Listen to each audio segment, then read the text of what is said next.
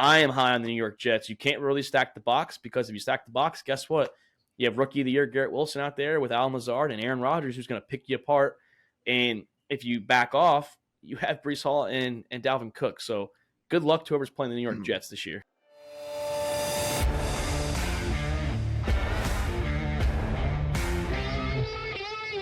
All About the Balls podcast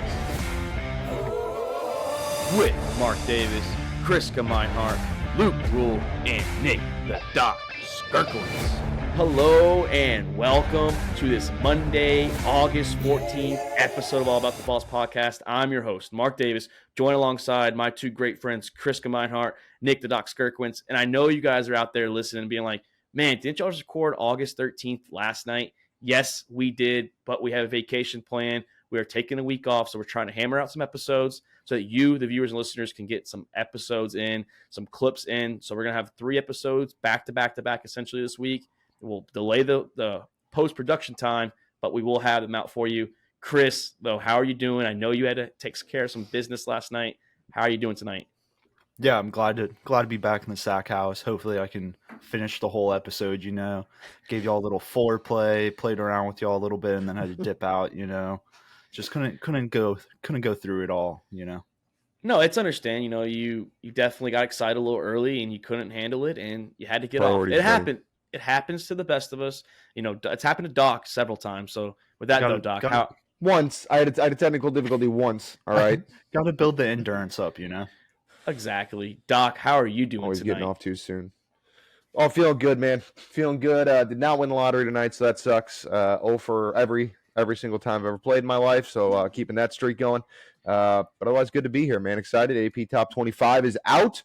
We're going to talk about that later. Oh, my balls are tingling just thinking about NC2A this year, man. I have a feeling tonight we're going to get us a little hyped up as we break down some AP Top 25 because I know your two teams. Spoiler and a little teaser, you guys play each other, the only top 25 matchup week 1. So we will definitely bring that up tonight, see how we're feeling, a few weeks early before the season starts. But boys, I am feeling, before we talk football, before we talk AP, top 25, some excitement happened my way. I know that you guys saw it in our group chat for one of our fantasy leagues. And shout out to one of my commissioners in my other league, Jules in Sax in the City, 2023, one of my other leagues. Can't wait to have that going, second year in a row in that league. We also have our Dynasty, All About the Balls Dynasty League. But boys, our 8th year in a row, we've done 9 technically, but I didn't have the history to it because I restarted the league. So this is the 8th year of All About the Balls League, Fantasy League. I changed the name. It's going to be officially All About the Balls Fantasy League. Boys, the fucking trophy, championship belt came in today. Man, look at that beauty. I'm going to pull it up to the camera so you guys can see. There's a couple names on there. You see Chris Meinhardt twice. You see Mark Davis once. We are past champions. And for the moment being, I'll be holding on to this belt. Probably have it for another year or so because, I am going to win the league this year. Just letting y'all know, Team Davis right now is taking this league by storm. Are we doing like an auto draft or something? Or hey, Jones did auto draft, and he got second place the year he did it. So it's possible. Damn. Very is possible. But yeah, I'm excited. Fantasy's right around the corner. We have some drafts coming up. We have a draft in 12 days. We have a draft in 13 days for our Dynasty League and our Redraft League. So get ready. We're going to mention a little fantasy tonight because starting off the show, we have Dalvin Cook. Yes, finally has a signing, Chris. The New York Football Jets came a little bit after the Zeke signing, which we'll break that down. But Dalvin Cook, a 1-year, $7 million base salary. He can get up to $1.6 million in incentive. How huge is this for the New York Jets, who I sent to you a little bit ago? Their starting lineup, I hope you pull that up. We have him joining, Breece Hall, Allen Lazard, Garrett Wilson, McKeel Hardman, Corey Davis, and of course, yes, one of the greatest of all time, Aaron Rodgers. How does this improve the New York Jets? Yeah, first off, shout out to all the dynasty owners that own Hall and Richardson because, hey, look out for them because they're heartbroken right now. This is huge for the Jets though, not fantasy standpoint, but huge for the Jets because this is willing to let the Jets coaches slowly implement Hall back into being that number one.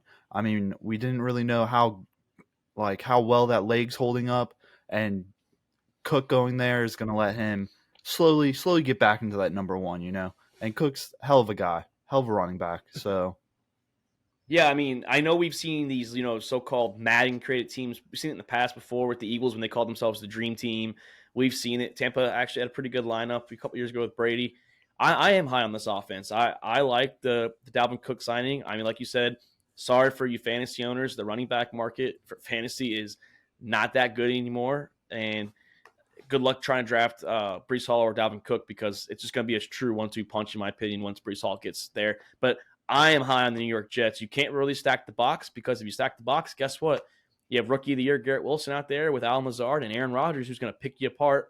And if you back off, you have Breece Hall and Dalvin Cook. So good luck to whoever's playing the New York Jets this year. yeah, I'm not completely sold on the offense just yet. I mean, you look at A-Rod a couple years ago, he had top 5 O-line, top 5 defense. He had Adams out there, still couldn't get to the final championship game. So, I mean, not much of an improvement. 20 ranked defense over here. Not the greatest O-line, but does have some young weapons. I mean, Garrett Wilson, then you got some Green Bay leftovers out there to fill in the roles of the wide receivers. The New York Packers, dude. The New York Well, Packers are taking this the field. Jets team, though, is way better on the defensive side. Is way better than Green Bay he's ever had probably since that Super Bowl year. We're just gonna have to see. I mean, I think this is I think Cook going there. I mean, A-Rod's used to having that double-headed running back monster out there. What he had in Green Bay for so long. So I mean, Cook and Hall. But the big thing is like, how much gas does Cook still have in the tank? You know. I mean, we saw a little bit of a letdown last year with the Vikings, but was that just scheme? What was it? And I mean, Justin Jefferson's their whole offense out there. No, I think it was just scheme, honestly. I mean, I think that they were trying to move him out for the backup to come in. I don't even remember his name right now. Madison.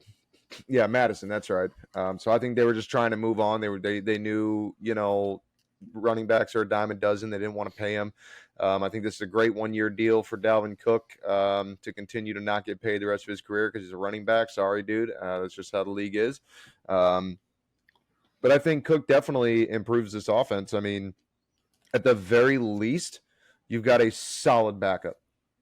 If Breece Hall does go down again, I think he's definitely still got juice in the tank. I think he can still run all over the field.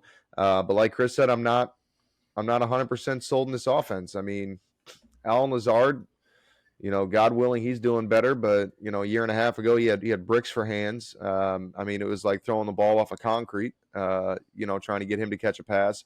And Garrett Wilson, obviously, we know what Garrett Wilson can do. But Rodgers also coming to a new team. Not everybody's the same. Not comparing him to Russell Wilson by any means because he is hands down better than Russell Wilson. But we saw the change in scenery that it did for Russell Wilson. So, anything can happen. I mean, you guys keep saying backup. I don't think that this is necessarily Dalvin Cook being the backup. I mean, he had over 1,100 yards. He almost had 1,200 yards last year on the ground, and he can still produce in the pass game. I don't necessarily mean it's going to be Breece Hall being the number one still. He can come back healthy all he wants to. Doesn't mean he's number one. I mean, Dalvin Cook actually had a better year last year than he did 2021 based on stats. So he's not really slowing down at all. I mean, he's still a solid 1K, 1,100 yards, really average the last few years as a rusher. And like I said, we know what he can do in the passing game. He's one of the most electric running backs with the ball in his hands coming, from the quarterback, on a pass. So I necessarily, and it's not a bad thing, whoever is the 1-2, it's going to be a 1-2 punch. It's going to go back and forth once Hall's healthy. So I wouldn't say that. It's going to be a Chubb and Kareem Hunt situation. Yeah, like I said, you might see, I mean, maybe because we'll see when Breece Hall's going to be back, but maybe 2 top 15 fantasy running backs. You never know. I mean, it's happened before, like you just mentioned, Doc, Nick Chubb, Kareem Hunt, it happened. So I think the impact, though, with fantasy-wise is just be careful drafting a running back for the New York Jets because you don't know which one might have the hot hand one game. It might be every other game situation. It's not going to be consistent, I'll tell you that. Yeah, unless you do have that miracle year, like you said, with Chubb and Hunt, which it seemed like every game, both those guys were going off. It happens. I mean, but they both need to get touchdowns in for that to happen, to be honest. I think the big takeaway from this, though, from a Breece Hall standpoint for fantasy, is that the Jets are looking to slowly incorporate him into the offense again and not rush him in. So I mean, you selecting Breece Hall in the second round, you're gonna suffer just a little bit for those first couple weeks, because I think Nah, fucking send it. I think the Rip the Band-Aid majority is off. going to be Cook. Yeah, I mean, I do think Brees is going to ease his way back in there. I mean, they still have Michael Carter from North Carolina, so they did draft him pretty high as well in the draft a couple years ago. So, I don't think that they're in a rush to bring Brees Hall back, and that just shows with Dalvin Cook. So ease him in, get him ready for the stretch. Maybe let him miss a couple games or play it easy and just only have a few snaps, kind of like a pitch count essentially. But no, Yeah. I'm excited to see the New York Jets. Like I keep saying, I'm excited to see the New York Jets. And this signing, I mean, it followed once I mentioned the Zeke Elliott signing, who he signed with the New England Patriots, a 1 year, $3 million base salary. He can get up to $3 million in incentives as well. And Chris just pulled up their starting lineup. You see Devontae Parker, Kendrick Bourne, and Juju at the wide receiver core. He's going to be paired with Stevenson and Hunter Henry and Mike Gesicki will be the tight ends. Doc, the only thing that I noticed with Stevenson is he's not a touchdown machine. Yes, Zeke's numbers went down. They've gone down every year with yards per game pretty drastically, but his touchdowns remain high. So maybe Stevenson's the workhorse, and then Zeke is that kind of goal line guy. He's also a good pass protection blocker as well. Yeah, Zeke's definitely. I mean, he's a fucking brick house. You get him anywhere near the goal line, he's going to punch it in. It's definitely going to take away fantasy points from Stevenson. I think on the touchdowns, Stevenson's still going to get the yardage. Like you said, Zeke has been falling off year after year. Dallas proved how little they needed him after that big contract. I mean, not a bad pickup by the Patriots, but this offense still going to be shit. Yeah, I really think that as well. I think the ceiling for the New England Patriots, I'm still not high on them. I think 6 wins is their ceiling. I think their floor level Ceiling's in the basement, dude.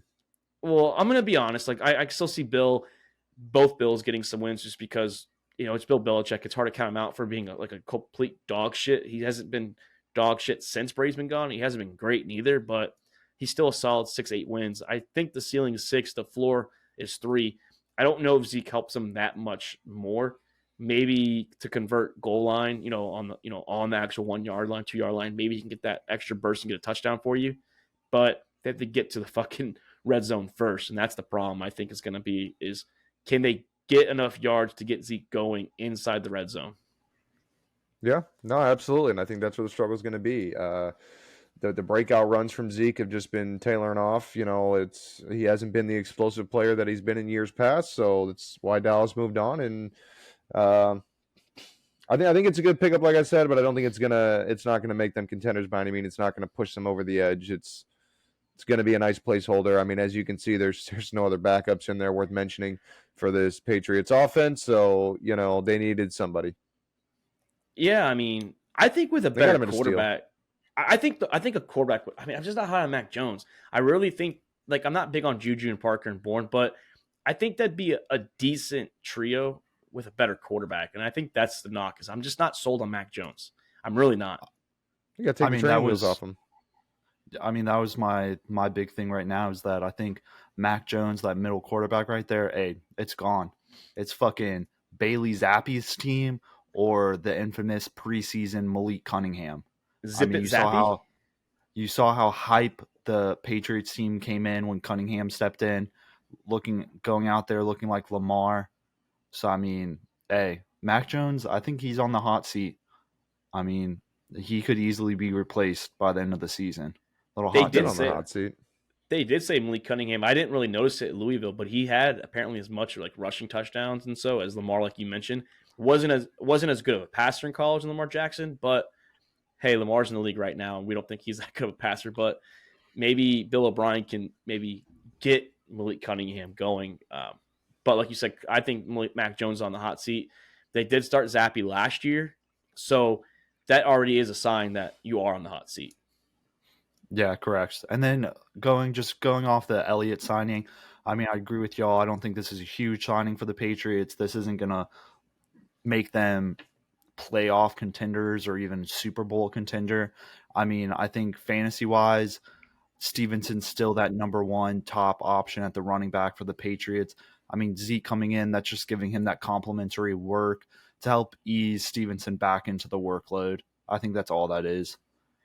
Yeah, that's how I feel too. I just feel like it's take a little bit of load off of Stevenson, let Zeke do a couple things, on maybe some passing downs, let him block if it's going to be a straight, like, all max protection. But you're pulling up to, I believe it's his yards per game. Yeah, look at this. That's what I was mentioning. I'm okay with not getting 100 yards every single year. Like, if it went down from 108 to 95 and it stayed around that 95 to 98 mark, that's totally fine. You cannot have 100 yards every single year. But then 95 to 84, and then, God, from 84 to 65, and then all the way. 65 is rough. Yeah, that's a big drop off. I mean, that's the issue is, like you said, his tank's on empty, and he didn't have any excuses because Dallas had a good offensive line, and Tony Pollard played really good last year. When did he get that? When did he get that contract? That new contract from Dallas? Well, his fifth year option was 2020, so I think he got it in 2019 when he was at Cabo. I believe the 2019 year was when he was trying to pretend hold out, and then he got it because he got his fifth year option, and then he had the 2021. Yeah, so he had 2 years into his contract, and then they released him. Tell me what he paid running backs when he fucking got paid and dropped 20 yards a game. I mean, Dallas arguably has one of the best offensive lines in the NFL. I mean, shout out, side note, big signing with Zach Martin. They finally came to a deal. What was it, like 2 years, 30 mil or something like that? Yeah, I think he got total he got, I don't want to mess up the numbers, but I think he got 8 years each year addition. I could be wrong. You can fact check that real quick, but I mean, big signing for him to come back, get him back into the building. That's going to be huge for Dallas. But I mean, just look, ever since Zeke fucking flashed that girl on the float, I mean, his yards have been going down. So I mean, yeah. This just doesn't help when you were getting big too. He was getting fatter, it seemed like, too, Chris. He had the Zion problem. And like I said, I like to eat that food. Yeah, I mean, I'm okay with not getting 108 every single year. Like I said, that was your rookie year. You and Dak were both balling out as rookies. You didn't get rookie of the year. Dak did. He's the quarterback. That understandable. But if you can't hover around that 90 to 98 range, that's the issue. And you, like Doc said, 20 yards after 20 yards dropping per game. That's huge. That is huge, man. Like, that is just bad. And that's, once again, why running backs unfortunately don't get paid, is because of examples like that. But, hey, hopefully New England does good. We'll see what they can do with Zeke and Stevenson out there as a 1-2 punch. And, boys, some news broke today. And not sure why we haven't heard much about it. Maybe it's just been quiet. Michael Oher, yes, you heard it right. Michael Oher, a former first-round pick out of the Baltimore Ravens, a former 2-time All-SEC in college. I believe he went to Ole Miss, right, Chris? He did. He did go to Ole Miss. Old piss. And a Super Bowl champion with those Ravens as well. He was part of that 2012 run with Ray Lewis and Ed Reed and all them as the right tackle. But it's come out that the Blindside movie, the book. I never read the book. I honestly haven't seen the movie. I knew the principle of the movie, what it was about. We thought everyone assumed he was adopted. I guess in the movie, I didn't watch it. In the book, I didn't read it. They didn't say in the movie he was ever adopted, but that was the assumption. And then it was also, he had the assumption he was signing adoption paperwork after he was 18, but really they were conservatorship papers. And if you're not mistaken what that is, it's pretty much someone be able to have like your rights essentially as like a guardian essentially. Like the Britney Spears example, she got it because she was mentally unstable and that's what she was deemed as. But allegedly he's saying he signed a conservatorship paper, Chris. And if he did, and they did trick him, I understand you have to do your due diligence, you have to do your own research, but if these are the people that are taking you in and they did trick you, that is a pretty awful look too, as two guardians. Yeah, I mean, I saw this news broke and I cried a little bit because I mean, I love The Blind Side if it's on TV. Favorite Christmas movie of all time. And if it's on TV, I'm gonna click it on to watch it. I mean, Sandra Bullock, oh, beautiful. But I wish I had Luke here to tell me the cast, because he's our cast man. He knows the cast for the movies. But I mean, this is sad if it comes out and this is true, that it was all fake. Yeah, because apparently they were making millions off of him. They were giving it to their actual birth children, and he didn't see one penny from the movie or the books. Hey, Ole Miss better fucking vacate all those wins when he was on the team, because that was NIL right there. That was NIL. There was. That's the thing. There was a lot of scandal around that with how they recruited and everything else, and this would just be one more on top of every other problem that came around from Michael Oher going to Ole Miss. So, I don't know. Definitely a shitty situation. To get tricked into that. I'd burn them for everything that they got. I would take them for everything that they got. Allegedly, yeah. If that was the case, I would go after them for everything, because if they're sitting here making money off of your fucking work, I mean. Well, he's trying to he's trying to get them to drop the conservatorship. That's what he's trying to fight for now. He wants to get out of that, like, pretty much like a contract, I guess you can say. He's trying to get out of that. I have to look up like the details on that, because I feel like it would be pretty simple to prove your sanity and be able to get out of that. I don't know how you could just sign your life rights away as an adult and like, hey, no matter what, they own everything. Well, you don't have to always be deemed unfit, like mentally unstable. There's other ways to have that, pretty much be in that kind of a relationship. But if you do that, at what point do you get to decide, this is my life, I want to make my decision, I want to be my own person? Yeah, I mean, the big question I have here is, like, I know I sent Mark a little TikTok. Barstool did a little interview with his so-called adopted brother, and he said that this has been in the works for like 2 years now. But like, why is it now just taking 2 years to come out and Michael Oher saying, hey, this is fake?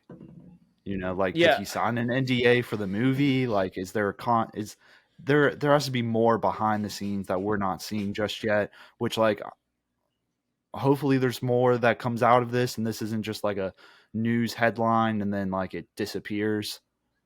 So hopefully we get an end to this.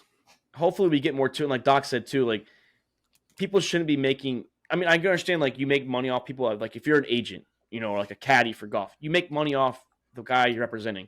But there's legitimate reason for that. It's a percentage. It's not a conservatorship for everything. Yeah, but to like sit here and, you're the two legal guardians for this young man. He, like I said, he was 18 when he signed it, but now you are pretty much, and they could have done it for his whole contract probably. Like they could have done that. I don't think they did, but they could have done that for the Ravens. Everything. Yeah, all that. They could have gotten a piece of the pie, and they could have said we signed it, so the money goes to us, and we deem where that money flows out. I don't think they went that far, but people are still shady people, and if it's true, like Doc said, he should go after him, and he should get what he's rightfully owed back. So if they took something, we don't even know if he lost anything from this yet. Yeah, well, he didn't get paid for the movie, but he didn't get paid for the movie, is what he's saying, and he did give something to that film. So we'll see what happens. We'll keep an eye on that. But boys, it's time to talk a little preseason football. Just some storylines we're kind of tracking. And the first round pick for the Atlanta Falcons in 2023, I can finally talk about my team in this preseason. Bijan Robinson has been announced. He will be playing this weekend against the Cincinnati Bengals. Yes, he is third on the depth chart at the moment. I don't think that's going to stay, for the whole year. We do have Cordell Patterson and Tyler Algier, so I think it's going to be a three-headed monster back there anyways. But I'm excited to see what Bijan's going to do. I want to see him touch the ball, getting handoffs, and I also want to see him in the passing game. I want to see what he can do, how electric he was in college. I mean, I know how electric he was in college because he was the best running back in NCAA last year. Actually, the last 2 years. Yeah, I mean, fuck the fucking depth chart preseason. It's all bullshit. Like Mike McDaniel over in Miami said during his press conference, like he literally hates, which also I think he's the funniest coach in the NFL. I know you hate him, Mark, but he's so funny. I hate him when he's talking to like the media. I like him when he's around his players and he tells Tua like, hey, Alabama sucks, go Georgia. That stuff's funny. But when he is deliberately trying to be slow, like talking, and that's the stuff I don't like. I don't think he's funny in that aspect. I think he's funny, but he just did a press conference talking about preseason depth chart, and he says it's his most hated thing, and he just goes there, sits in the computer, and he just makes sure all the names are there. He doesn't care what order they're in. He was like, I just sit there. I'm like, is there 8 people there? Okay, we're good. It's like an auto click. Like yes. So I'm Quick not pick. reading too much. I'm not reading too much into the depth chart. I can't wait to see what he can do. I mean, hopefully they start some starting O-line because that running back position, it's rough. So I mean, one poor tackle and he's out for the season. I think Atlanta, it was a big pickup. I mean, they already had a 1,000-yard rusher with Algier, but you can't pass up a generational player like Bijan. So I mean, I'm excited to see what he does out there. Yeah, generational for the next 5 years, until he falls in with the rest of the running backs for a second deal to come up. But no, I mean, with what he's capable of doing, his explosiveness out of the backfield and on the pass, I mean, he's a guy that could be like a CMC or an Eckler. He's a guy that could actually get paid. He could be that generational talent, like you said, for years and years and years to come for this franchise. So I think he's going to ball out. I think this is the preseason. I think naturally you're going to have him lower on the depth chart because if I'm Cordero Patterson or Algier, and you've got Bijan above me on the depth chart, especially Algier, what I did last season, and Cordero, what I'm able to do from many different angles on the field. I'm sitting out. You know what I'm saying? I'm holding out. I don't give a shit. But again, it's preseason. It's preseason depth chart. Fuck it. By the time the season comes, it'll all work out. It means nothing right now. I think I don't know about Algier, but I know Bijan and Cordell Patterson. You're going to see them a lot in like the slot position with an Algier in the backfield, or even Bijan back there. Someone's going to be like, you can put both Bijan and Cordell out there in the wide receiver spot because both of them have the talent. I mean, Cordell was a former wide receiver. Bijan literally can play wide receiver if he wants to. He just chooses to play running back. That's what he lists himself as, and that's where he's more comfortable at. So we already mentioned that Atlanta's going to probably be a top 3, top 5 rushing offense this year. We have one of the best run blocking guards out there with Chris Lindstrom, and our offense is just designed to run the ball. That's what Arthur Smith loves to do, and we'll see how they involve him this week and how much he gets playing snaps. Like I would like to see 15 to 20 snaps from him, maybe 10 touches, literally, and I would be happy just to see what he does. That's just all I'm expecting from him. Yeah, get him in there, get used to taking those NFL hits, and then get him out. Get his body used to taking those hits. 8 rushes, 6 yards. I mean, hot take here. That's fine. Somebody he got 3 catches for 30 yards too. So I mean, yeah. I mean, somebody I'm excited to look for in week 2, which I think they really need a bounce back, is CJ Stroud. I mean, I know y'all covered him last night. He had a rough game. He had his press conference today. He talked about it. He said that the coaches there want him to make mistakes, but they're going to make their money with not making the same mistake twice. I mean, 2 for 4, 13 yards, 1 interception. Ooh. Hey, that's a rough stat line. So I'm hoping, I'm hoping CJ can go out there, and just at least improve a little bit, make some better decisions, look like your footwork is actually up par to a top 5 draft pick, because his footwork looked horrible, atrocious. Yeah.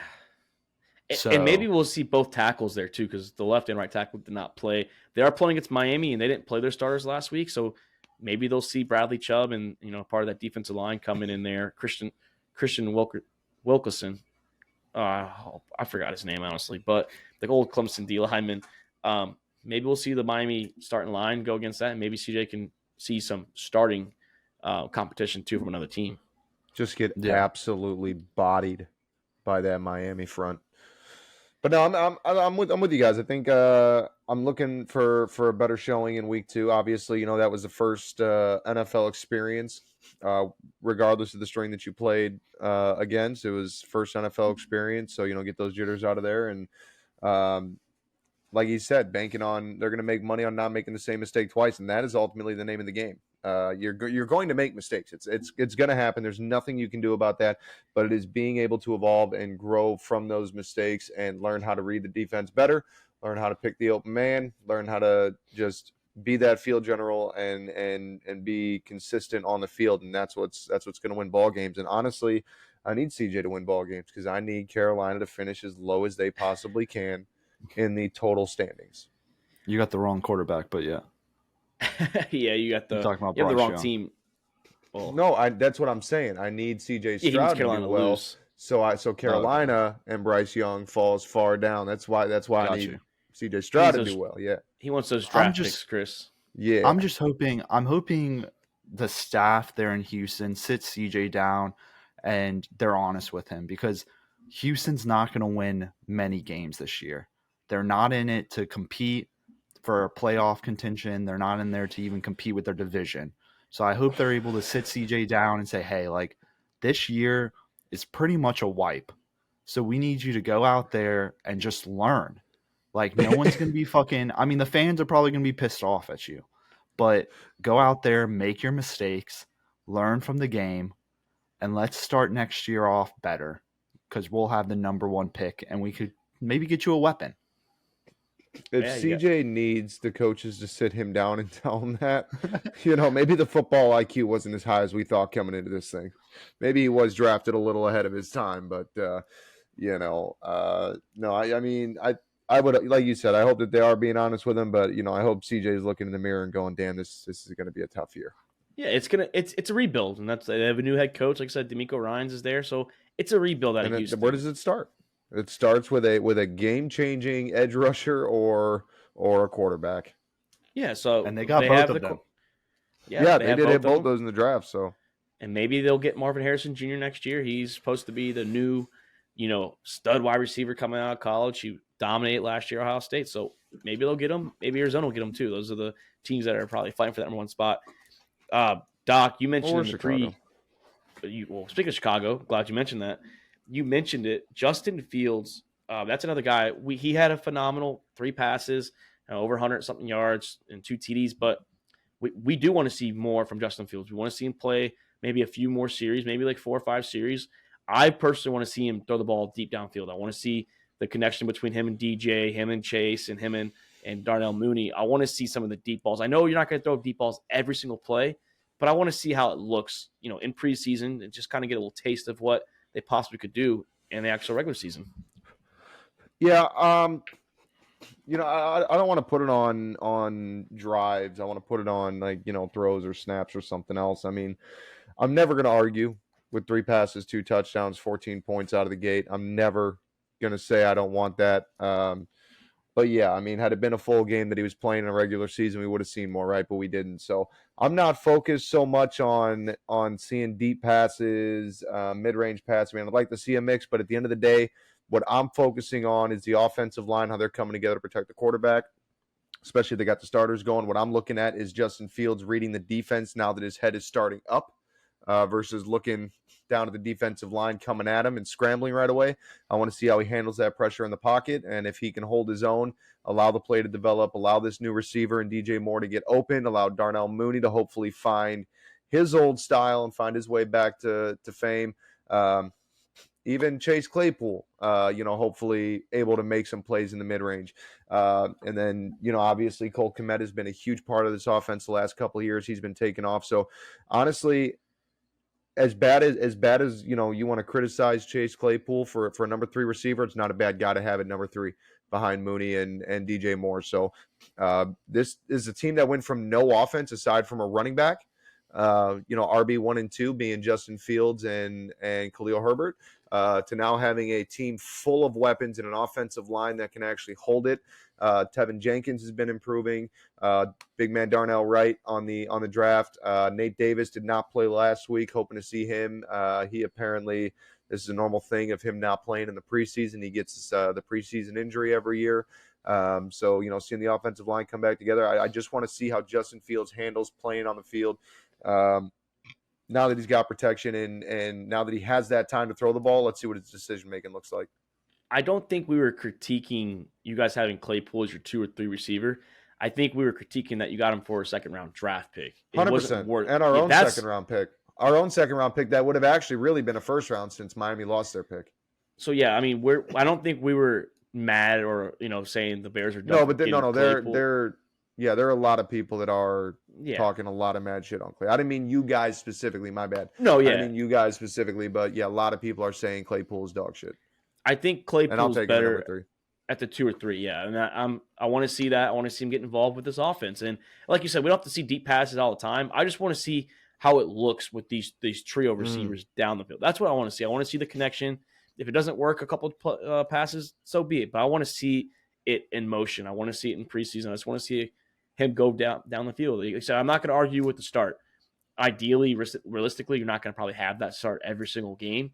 So eventually, you're going to have some of those mid ranges, deep passes. That's what kind of just want to see. Yeah. I want to see Fields get his feet wet with that kind of. That's why I want to see arsenal. it. That's why I want to see it be a snap count too, or like a pass count, because we saw what happened. That was 3 drives. He had 3 passes. It was like, I need to see a better sample size here. So if that means being out there longer, if you're on the field 2 plays per drive, I mean, you can't go off of drives on that. I want to see plays. Yeah, for sure. Chris, you were high on Deuce Vaughn. I know you didn't get to talk about him last night. You unfortunately missed out on that segment, but I do want to see Deuce. I want to see Deuce Vaughn get some more playing time earlier in preseason, maybe starting with the 2s or the 1s, whoever the ones are going to be this upcoming weekend, because Deuce Vaughn looked electric. He was electric at college at Kansas State. I think he is a perfect fit with Tony Pollard, and I'm excited as you are to see Mr. Deuce Vaughn for the Dallas Cowboys this weekend. Yeah, I mean, Deuce Vaughn, he had the chance to show off what he had, and he showed it off. I mean, he is a funny looking dude to watch because he's so small, but I mean, he looked like a little Darren Sproles out there, and I'd love to see it. I mean, good for him. He took the chance and he fucking crushed it. So I'm excited to see what he has week 2. I mean, I know Zeke was just fucking chilling on that couch with his probably bucket of fucking food and was like, damn, this man just took my job. Bucket of cereal. Yeah, eating the cereal like he did in the commercial. Big bowl. That was a great commercial, though, I'm not going to lie. But no, I'm excited. Yeah. I want to see Deuce Vaughn hop in fucking Dallas's little fucking bucket they have. The little Lucky Charms bucket. If he stood that's up, the Salvation kids' Army donation, buddy. Well, do you think sensitive asshole? If he stands up in that Salvation Army pot, do you think they'll actually be able to see him? You're gonna see the crown of his helmet. No, he's gonna get mistaken for being a toy, for being like a bobblehead toy for the kids, and they're just gonna hand him out. Funny though. I'm just Vaughn bobblehead. I'm excited for Deuce Vaughn. I'm excited for him for the year. I think they will get him involved at some point, sometime this year. I mean, they are going to be running the ball a lot this year. I think that's what Mike McCarthy has emphasized. So maybe we'll see him maybe get lost, in the huddle, and then all of a sudden you see him break out for a fucking 20-yard run, and there's the ball just going far. Yeah. But one last topic, I know we've mentioned it, is that Bucs quarterback competition. Kyle Trask will be getting the nod, like we've mentioned, against the New York Jets. I know Chris was a little upset that they're not doing the joint practice because the Jets canceled it, but I'm excited to see Kyle Trask get some playing time with the same guys that Baker played with at least and see what he can do. Don't think Godwin and Mike Evans will be playing that much if they even do. So excited to see Kyle Trask, see what he can do. Maybe he can do what Baker did, or maybe be a little better, or be what he did this past weekend and just shit the bed. So all eyes are, in Tampa for the New York Jets and Tampa Bay Buccaneers, in my opinion. I gotta be honest. I don't think it's gonna matter who you put in there. I mean, this is a better team without Brady. Just like Luke said, this is a team that's gonna win more games without Brady. So I don't think it really matters who you put under center. Clickbait. Hey, that is true. I mean, I'm gonna be looking at Baker and Trask. I mean, Trask finally he's getting the go ahead. So arguably Trask will be getting better positional players starting the game than Baker had to start, because I mean you're going to be subbing out players, but hopefully Trask looks a lot better than what he did last week. Yeah, we'll see. I mean, we'll see if the Jets play their starters this week. We'll see if Sauce Gardner and them get involved, because if they do play their starters, it's a good test for Kyle Trask, because the Jets were, I believe, the second or third best defense last year in football when it came to the stats. So good luck. We saw Bryce Young get lit up pretty good against Jermaine Johnson and some of those guys on the second string. So good luck if you have to play the New York Jets this year. Especially you, Kyle Trask, because you're going to need all the luck you can get, boys, or Tampa. So, boys, the time has come. More college talk. I wore my hat for a reason, because the AP poll has officially been released. The preseason AP poll, yes, is here. 24 to 25 teams remain on the AP poll that were on the coaches poll. The only team that's not on there is Texas Tech. They're replaced by a Big Ten school out of Iowa, the Iowa Hawkeyes. So some things different. Alabama fell down to 4. Ohio State is 3. A&M jumped up to 20, 23. Texas is 11. We were 12 last time. So slight change, like you guys said. Really, 5 through 9, I think, remain the same. And like I said earlier to start the show, one top 25 matchup to start week 1. I don't know if that's happened in a long time. Chris, your LSU Tigers will go to Orlando to visit Doc's team, the Florida State Seminoles. And that's Sunday night, the day before Labor Day. And if it's anything like last year, it should be a great, great game. Yeah, it's going to be a great game. I'm not going to deep dive too much into it. I'm sure we'll have breakdown games coming up in the future with the pod. I mean, like I said, the other podcast when we broke down the coaches AP poll, I mean, I knew not much is going to change. They usually match up pretty close, which shows that they did. I mean, we had a couple move. I mean, big thing I saw here, I mean, you have 3 of the top 5 teams right now having quarterback competitions. That's huge. I mean, you have Michigan and LSU that know for sure, who's starting at quarterback. So I think that's big for them. And then Bama, I mean, a couple stats right here. First time since 2015 that Bama has not had one preseason first place vote, which is big. And I think that has to do with that quarterback battle. And then this is the Bama's lowest ranking since 2009. Chris, is LSU started quarterback back from last year? The same QB? Yeah, JD5's back. So right now, LSU, USC, and Florida State are the only teams, and Washington inside the top 10 that have returning quarterbacks. So 6 teams in the top 10 will have a new QB under the helm. That's big. That's big. Yeah, I think it's huge. And then just shout out to the little dogs down there. I mean, Tulane, 24. I mean, first preseason top 25 in program history. I think they did get snubbed a little bit. I mean, they finished last year at number 9. I mean, they went and the Cotton Bowl, they beat the Heisman winner, they beat USC, and then to turn around, they're bringing back most of their key players too, and then turn around and drop them 15 spots and say, hey, you're 24. I think they got snubbed just a little bit. I think at least top 20. And then fuck A&M. How do you go to 23? Fuck you. No, I mean, I think this is pretty spot on. I like where everything is at. I'm looking for USC to make a playoff push this year. I think this might be the year that Alabama falls out. This is hopefully the year that Ohio State falls out. This will always be the year that Michigan chokes. So, a lot of room for 6, 7, and 8 to move up there into the top 4. So we'll see what happens. But other than that, I mean, pretty solid. I'm kind of worried about what Tennessee's going to do. Tennessee lost a lot of key players this season. Darnell Wright, obviously, off the offensive line. Hendon Hooker's gone.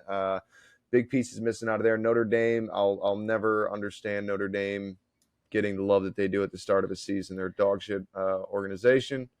Dog shit program. Oregon, glad to see they're recovering. It's nice to see Florida State and Oregon both coming back from the reigns of Willie Taggart so quickly because, God, that dumpster fire. We feel for you, Oregon. We felt it in Florida State for a couple of years. That was a very short-lived Willie Taggart, by the way. TCU kind of low. That was a little surprising to me. Kansas State even got up above them.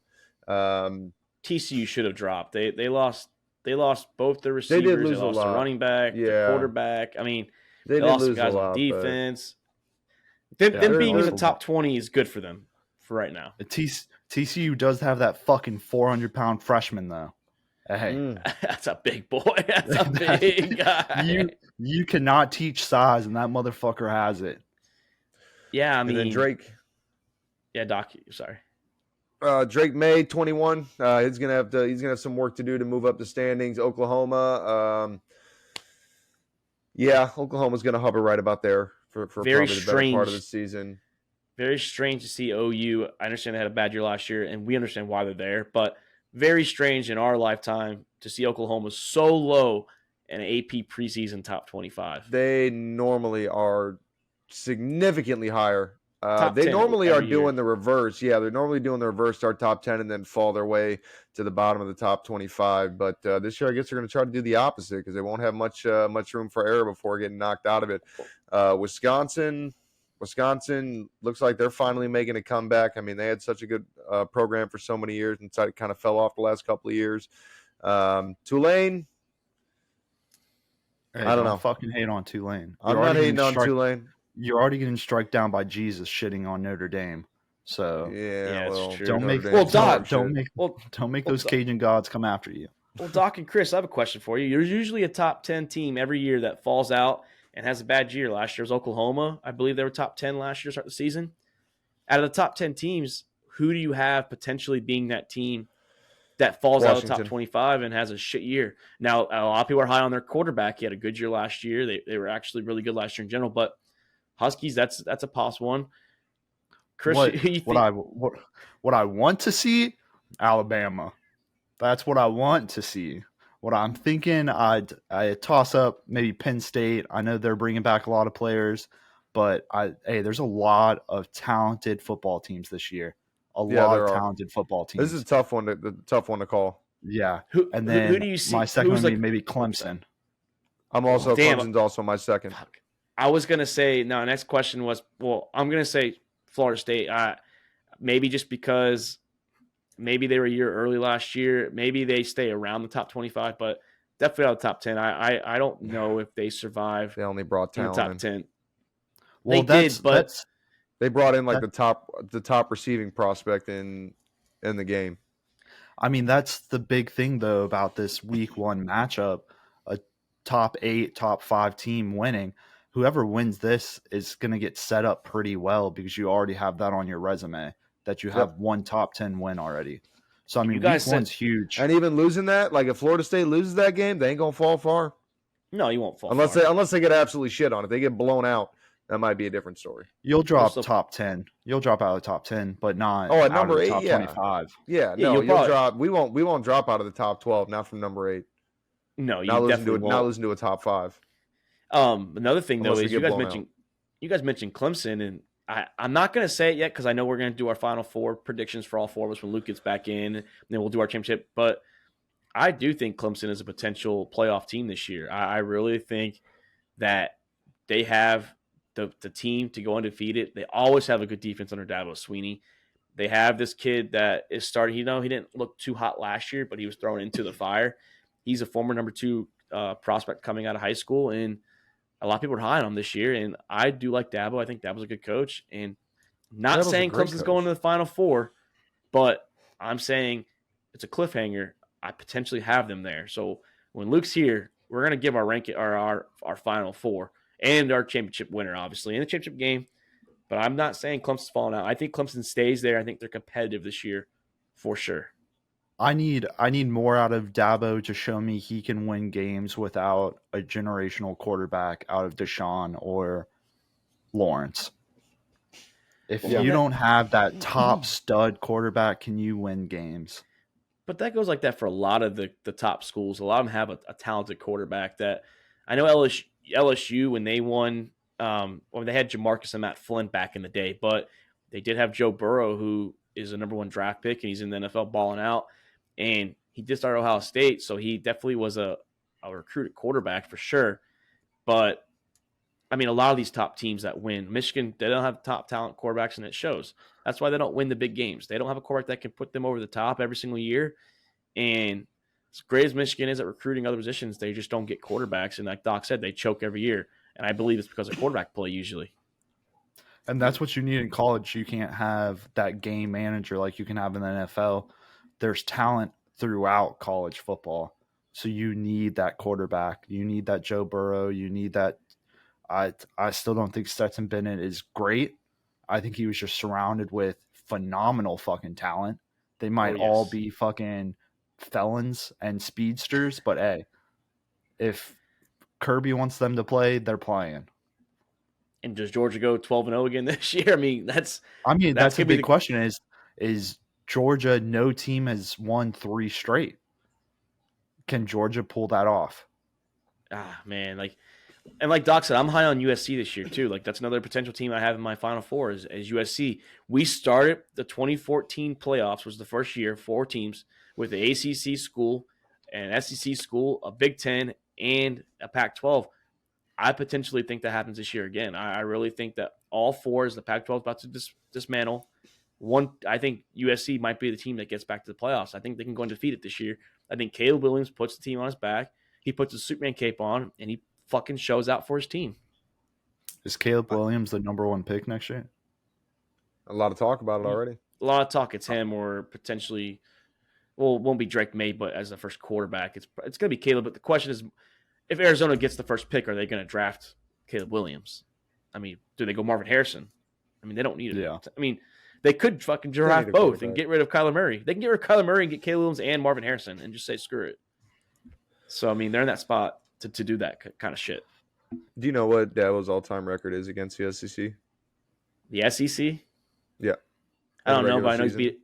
Oh, sorry, I know he's beating a fucking team in the championship game. He beat Alabama. Yeah, I think twice. he's like 12-4 against him in the regular season, and 8 of those wins are against Carolina or South Carolina. Hell yeah. That's not saying a whole lot. You know what I'm saying? Like I only say that because you talk about winning with a generational quarterback, and you're doing it in the ACC. You know what I mean? You're not doing it in the Big Ten. You're not doing it in the SEC. You're playing a significantly weaker conference. And trust me, it hurts me to say that because my Seminoles are in that conference. But it is a drastically weaker conference. It's getting better. It seems to be getting better. But Miami had strong hopes the last couple of years and fell off hard. This is just a conference that does not have much representation in the top 25 or in any good bowl games, anything like that. So, Dabo, I like Dabo Swinney. He's a great coach. But I don't know if he's putting up the same numbers that he's putting up in the SEC against regular powerhouse teams. I mean, I do know that he did take Nick Saban. Well, the year that Deshaun lost his first championship, they lost on a blown onside kick that was offside, but Alabama got lucky there. They did come back the next year when Deshaun in his last year and beat Alabama, and then he fucking wiped the floor with Nick Saban, Alabama with Trevor Lawrence 2 years later. So I understand the ACC is not as strong, but Dabo made a good 3 to 4 year stretch of being in the playoffs, being in the championship. Yes, they did they get blown up by LSU. Generational quarterbacks. Well, they got there. Well, yeah, because Trevor was the when they lost to LSU with Joe Burrow. But I mean, you do need a generational quarterback, unfortunately, to win a championship in college. You do. That's the problem. At least a college generational quarterback. And these days you do, because Yes. it's a high flying, fast tempo offense is going to win games now. If Penn State had a generational quarterback, they would not lose those 2 games last year. They would not go 10-2 in the regular season and lose to Ohio State, Michigan. They were stacked last year. They have a quarterback. They probably beat both of them. It's just the way it goes. Ohio State has a quarterback, and Michigan had just a better team overall. So and if Texas had a third string generational quarterback, they would have beat Alabama. Yeah, we would have. Yeah, it's possible. Yeah, it's possible. I mean, Wig said we almost beat them last year with our backup hurt, and Quinn Ewers was looking good last year. And like you missed Chris, I mentioned that Doc asked me who I have eyes on for college, and I went biased. I went Quinn Ewers because he's got a lot of pressure on him this year, with Archie Manning right behind him. And if people say like if Quinn Ewers starts to struggle, and we are winning games, but let's say he's struggling while we're winning, they're gonna say throw the fucking kid in, and that's a lot of pressure on him. I mean, unfortunately, Archie chose us, and that's what's gonna happen. Nut up, dude. Nut the fuck up. Not unfortunately. I mean, y'all spent a lot of money on Archie, but yeah, I still don't know how I feel about that, but I guess time will tell.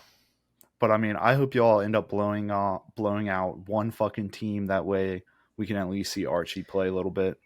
Well, speaking of that one team, it's not been confirmed, but it is the primetime game on ESPN. Kirk Herbstreit wouldn't admit to it today on the Pat McAfee show, but they are going on Friday and Saturday night to Tuscaloosa. I can't pronounce it. Alabama. They're going to Alabama for the game. Yeah, they're going to do the Pat McAfee show there Friday during the day, and then they're going to do the simulcast Saturday. So there's no way they're making Pat travel to wherever the fuck it's going to be Saturday morning just to go back to Alabama Saturday night. I guarantee it. Week 2 will be Texas and Alabama in Alabama for College Game Day. Oh, guaranteed. Yes, especially if they both win week 1, which they should. Their cupcake games. So we will definitely see the boys. Alabama playing a cupcake in week 1? Shocker. Well, they've played Power 5 games, but they schedule so far out that those teams become pretty dog shit by the time that they reach around them and play them. So Just the way that it works. When you make a schedule 8-10 years out, shit happens. That is true. And when it happens the wrong way, then teams start buying out of those games. Like I think Texas did to Hawaii back in the day with Cole Brennan. Yeah, but even if Texas, let's say Texas was bad this year and last year, there's no way that Alabama and Texas are buying out of those games because they're still going to make money just because of the name that are in the games. Texas is big. No. They wouldn't buy. You're talking. Texas bought out because they were not about to get disgraced by Hawaii. That's a big difference. Texas and Alabama are going to play, unless you guys were like a seller team, like North Texas, and that's when Alabama's like, all right, we're going to buy out of this because North Texas is actually looking pretty good, and I ain't chancing that shit. I have to pull it up. I have to pull it up because I don't ever recall us ever having a game on the docket with Hawaii, but I have to look that up for sure. I don't think we'd ever lose to Hawaii, to be honest with you. But boys, college everybody thought they were losing to Hawaii when fucking Cole Brennan was throwing 55 or 52 touchdowns in a college season for the first time ever. But boys, college is coming up. NFL's coming up. Like I said, fantasy's coming up. Got the belt still. Had it around my waist this whole fucking show. This is where it's going to be all year, I think I'm going undefeated. I can't wait for that bitch to be in my lap. I think it's going to be an undefeated year for the squad out here. Right now, I'm feeling good. I haven't had this draft yet, but I'm feeling good. I really do. Doc and Luke. Well, I know Luke's going to fall apart. It's just a matter of fact. He is the Baltimore Ravens. He is that August dynasty. He starts off good the first couple weeks when you're kind of getting that feeling for fantasy, but he always blows it somewhere, and that's unfortunately what happens. It is what it is. The Rule Brothers have trouble in fantasy. Yes, they do. They do. They have a lot of trouble in fantasy. They don't have the name on this belt, Chris, but you have your name twice on that belt. I have my name once. You sandwiched me essentially. Like you made a sandwich with me, and it felt good. It felt good to be in there. Doc, maybe you'll see your name on that list one day. We'll have to see how you do. Remember, you have the 12th draft pick, so welcome to the league, and hopefully you draft well. Yeah. But great episode, boys. I look forward to it. We have one more before I unfortunately take a vacation, and I'm the reason why we're going on a week hiatus. I'm the only one that hasn't had a little vacay this summer, so it's time for me to enjoy the sun, enjoy the summer heat out there in this old sunshine state of Florida. So finally taking a vacation. But Doc, great shit from you tonight, dude. I enjoyed it, man. Always enjoy your little insight, some of your takes you have. Your load is always amazing. I appreciate that. Oh, yeah, I just try to spread my load for everybody to enjoy. I mean, and you know what? You're doing God's work, dude. You're doing God's work, man. You know what? I wish my wife would appreciate it once in a while. Who needs rain when you produce the load, dude? Like, dude, literally. I'll make it snow all day long up in this bitch, all right? Chris, hope you feel better. I know you're battling a little cold there. Hopefully, you and the family get. You guys are struggling right now with the whole being sick. So hopefully you guys get better in the sack house. I appreciate it. But boys, that just about does it. Everyone out there listening. Like I said, you can find us on YouTube, TikTok, Instagram, All About the Balls podcast. I'm your host, Mark Davis. Join alongside, once again, my co-hosts, Chris Gemeinhart, Luke Rule. Shout out to you. Chris Gemeinhart, Nick Knox, Skirkwins. Shout out to you, Luke Rule, out there in the field. We miss you. This is All About the Balls podcast, and we are out. Thank you for checking out another episode of All About the Balls podcast. We want to thank all of our listeners and supporters of the Sack House. You can listen to the show on Spotify, Apple Podcasts, and YouTube. And don't forget to subscribe and give us a follow on Twitter and Instagram @The Sack House.